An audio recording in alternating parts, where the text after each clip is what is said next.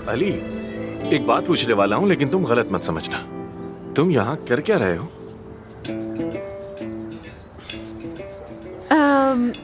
हम तो काफी अरसे से मिले ही नहीं, ये तो बस एक इत्तेफाकी मुलाकात है। वो दरअसल अली की कॉल आई थी। हाँ, वो हॉस्पिटल के बारे में कुछ पूछना चाह रहा था, इसलिए वो यहाँ आ गया। बस यही बात है। उम्मीद करता हूँ कि कुछ ऐसा ही होगा। वैसे भी इतनी दूर से आना आसान थोड़ी है। आमिर मेरे भाई, मैं सवालात अपने जहन में नहीं रखता।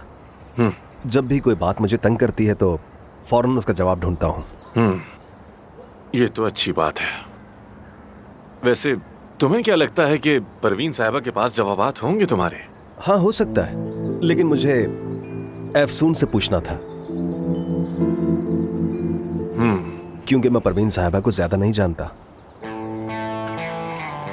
लेकिन अफसून, हम दोनों एक दूसरे को बहुत ही कम वक्त में जान गए।